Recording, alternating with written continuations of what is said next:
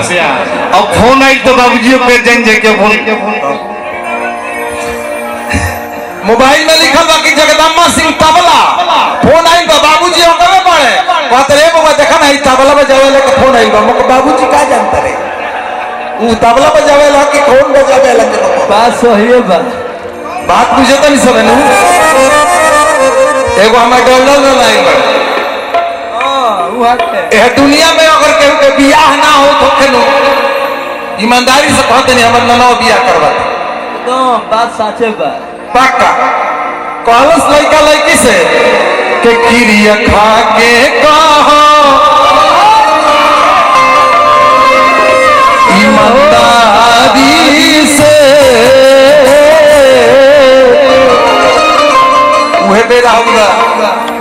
लड़कन के गाना बजाना निक लगता लड़का कहता होने के बुलावो ए भाई जे सुनो धोखे तनी चली आई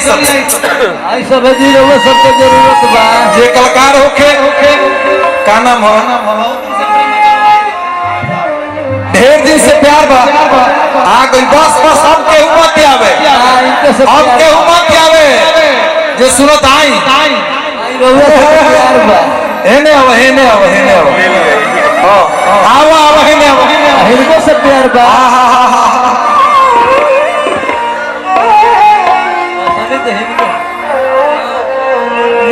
बैठल बनी रवो ये रवो सबके जोड़ी बहुत बढ़िया लगता बिना मिस कोट पहिला बड़ में मेरा तारे मोबाइल में जेकर नंबर बा ऊ ना हई तो हेने के हई कॉलेज लड़का बा कि तार बियाह शादी हो गई बा तू जा खुशी रहो लेकिन के किरिया खा के कहो ईमानदारी से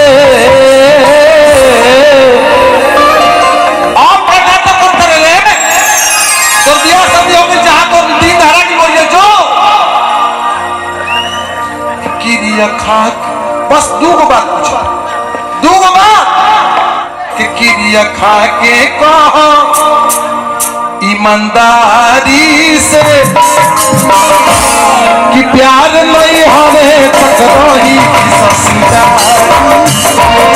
प्यार नहीं हवे तकराही ससुरारी से किरिया खा के कहो खा के कहो ईमानदारी से प्यार नहीं हरे तकराही ससुरारी से प्यार नहीं हरे तकराही ससुरारी से